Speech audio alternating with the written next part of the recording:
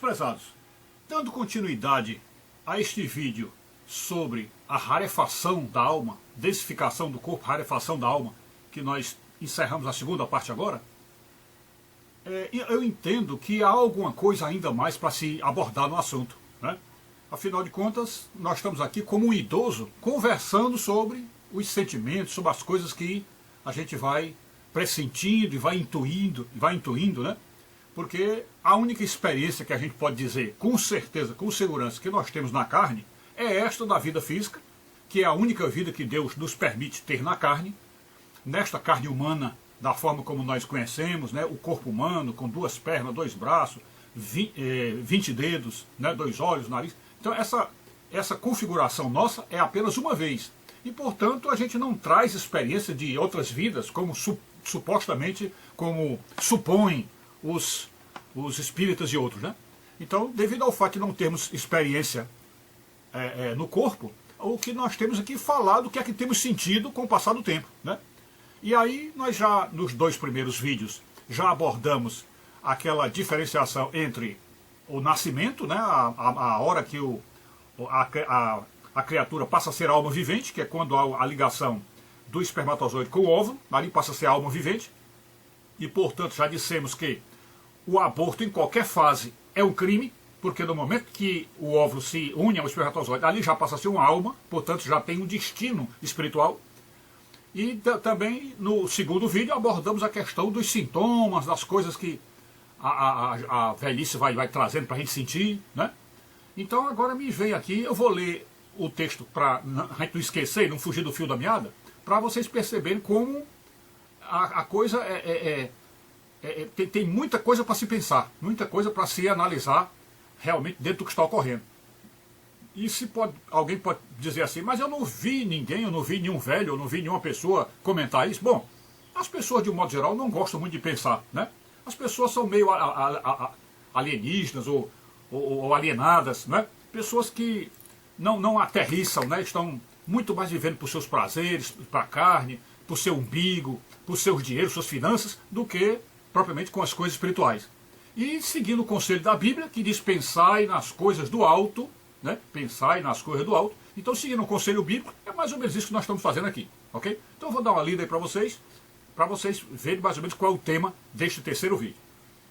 Então, o texto diz assim: até os sintomas de doenças ou dores reais podem não passar de desconfortos inevitáveis da carne com a expansão da alma, a qual, por já não se sentir à vontade num corpo debilitado, termina por feri-lo em toda parte, e esses ferimentos, outrora sentidos como mágoas ou traumas, terminam por se apresentar como empachamentos, azias, má digestão, enfim, desconfortos que perturbam o cérebro, dando a impressão de serem dores reais ou doenças.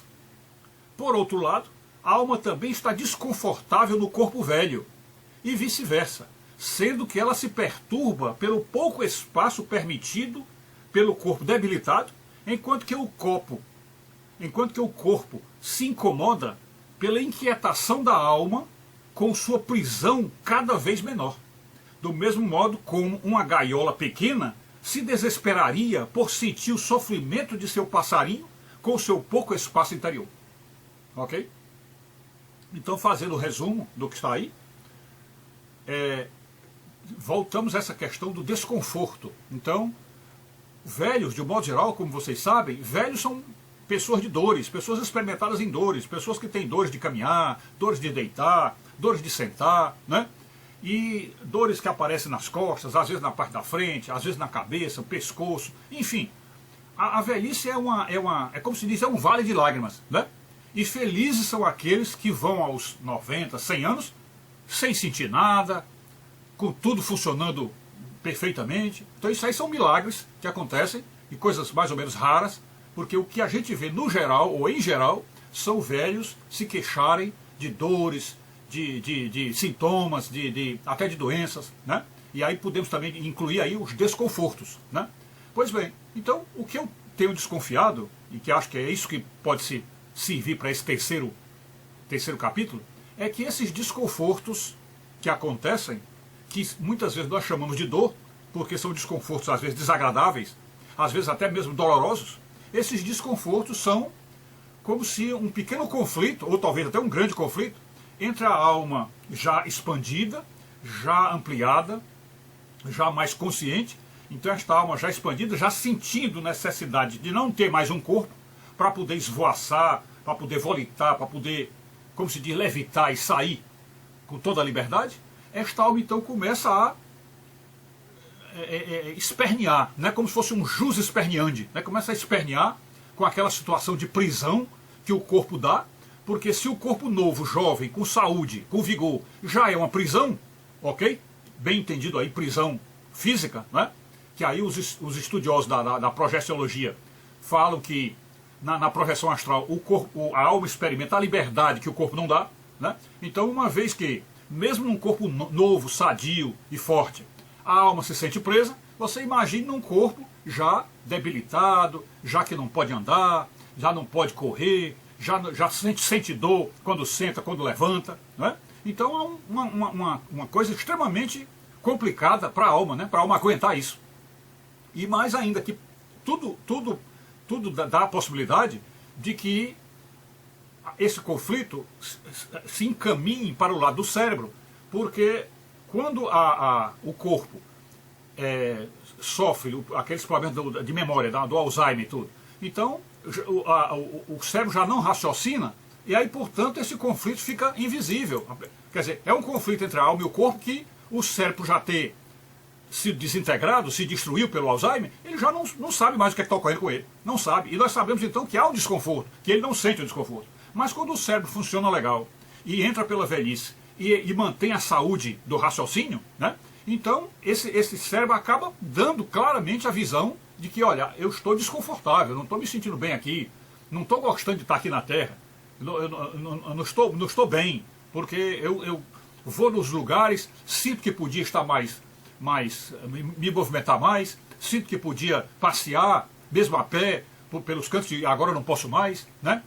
Aí pessoas como eu, por exemplo, que adorava jogar futebol, então eu sinto que hoje, se entrar num campo de futebol, talvez não consiga dar 5 minutos de chutes, de dribles e coisa assim. Não há como fazer isso.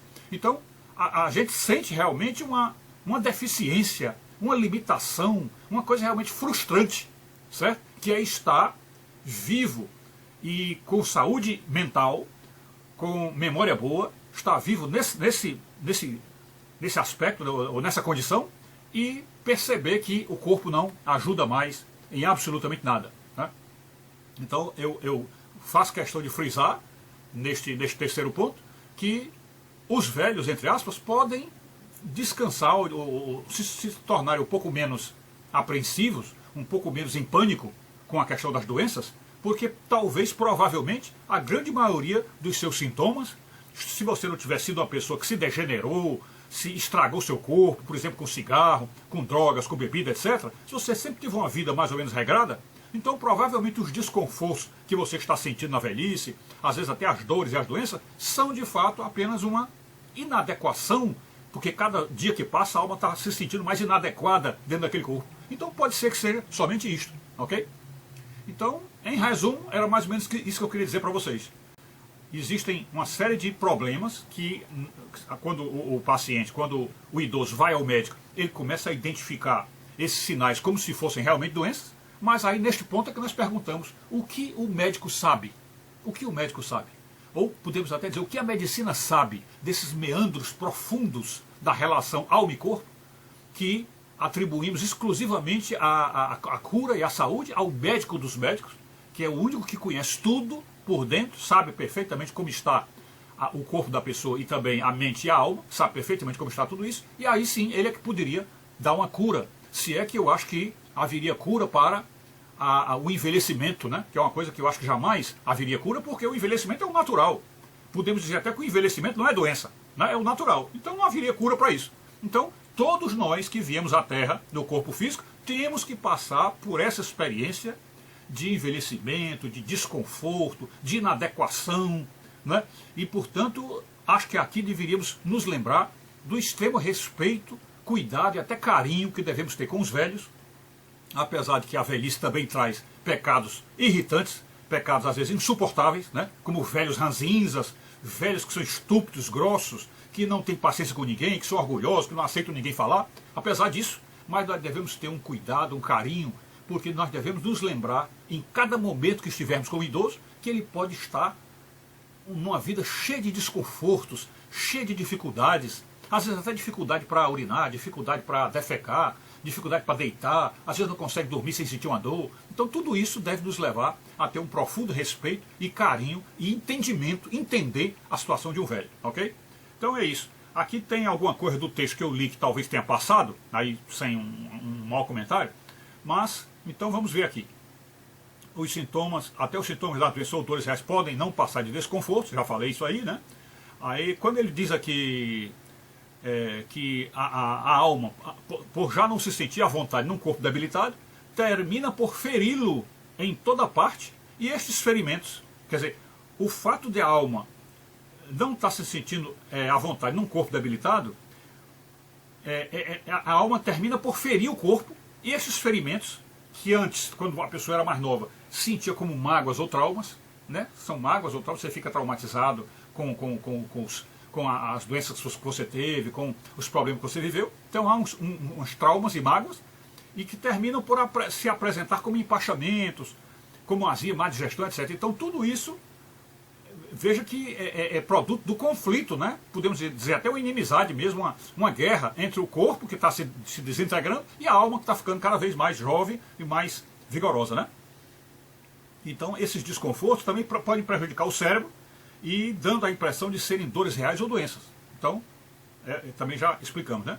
Por outro lado, a alma também está desconfortável no corpo velho e vice-versa, sendo que ela se perturba pelo pouco espaço permitido. Bom, e aí aquela questão da gaiola, né? Que você sabe que se você é um criador de pássaros, quanto maior for o seu viveiro, quanto maior for o seu espaço para os pássaros, eles vão se sentir muito melhor, muito mais satisfeitos, felizes, né? Vão se achar quase que na natureza, como um dia eu vi um viveiro que era um viveiro grande, muito grande, como fosse aquelas lonas de circo, sendo todas feitas com arame, e uma árvore dentro, uma árvore nascida no coisa, e ali os pássaros vivendo ali à vontade, a pessoa pode entrar dentro do viveiro, né? Coisa muito especial. Quando você traz para o viveiro menor, e às vezes até para uma gaiolinha desse tamanho, você sabe que a ave estará sofrendo, mesmo que não esteja com doença nenhuma.